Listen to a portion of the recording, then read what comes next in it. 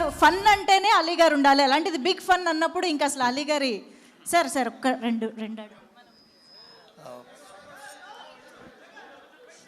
బాబు మళ్ళీ చెప్పండి బాబు.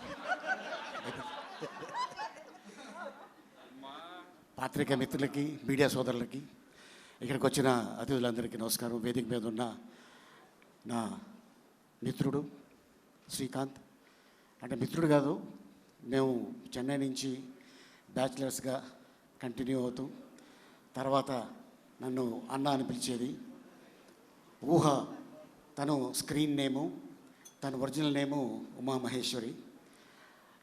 తను ఎప్పుడైతే వీళ్ళిద్దరికి మ్యారేజ్ అయిందో అక్కడి నుంచి మేము దాదాపు 30 సంవత్సరాల నుంచి బావ అని పిలుచుకుంటాం. సో అట్లాంటి వ్యక్తి ఈ రోజున మిస్టర్ మిడిల్ క్లాస్.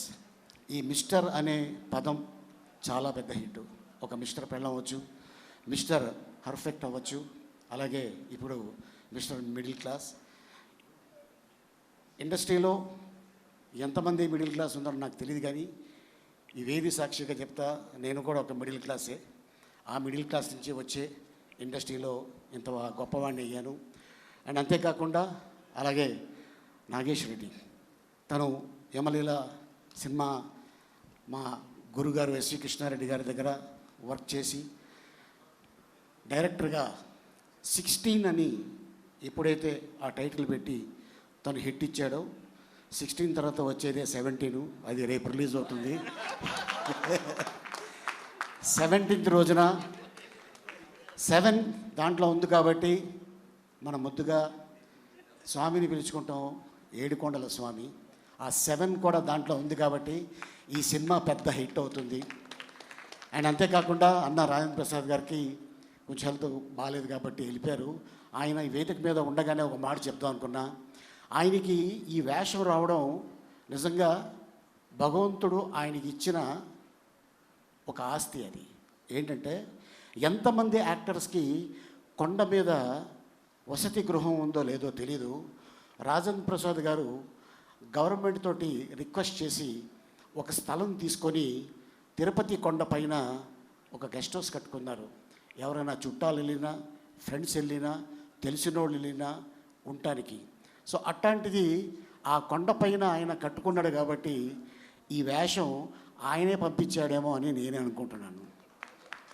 అది నాగేశ్వర రెడ్డి రూపంలో.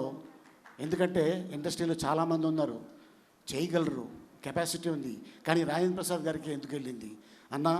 ఈరోజు చెప్తున్నాను, కొన్ని క్యారెక్టర్లకి కొంతమంది సూట్ అవుతారు. అది నందమూరి తారక రామారావు గారు ఒక వెంకటస్వామి గెటప్ వేసిన, అలాగే అన్నమయ్యలో సుమన్ గారు. మరి ఈరోజు ఈ సినిమాలో ఈ గెటప్ నువ్వు వేయటం నిజంగా అది నీ అదృష్టం అన్న. గతంలో అయితే డాక్టర్ రాజేంద్ర ప్రసాద్ లేకపోతే నటకిరీటి రాజేంద్ర ప్రసాద్ అనేవారు, కానీ ఇప్పుడు పద్మశ్రీ డాక్టర్ నటకిరీటి రాజేంద్ర ప్రసాద్.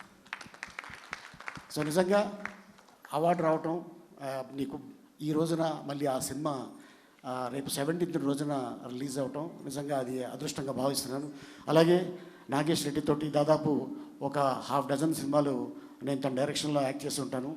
అండ్ అలాగే లయ ఈ రోజున తను కర్ణాటకలో ఎక్కడో షూటింగ్ చేస్తుంది. అయినా కూడా తను ఎంత అద్భుతంగా చేసిందంటే అసలు చాలా అద్భుతంగా చేసింది.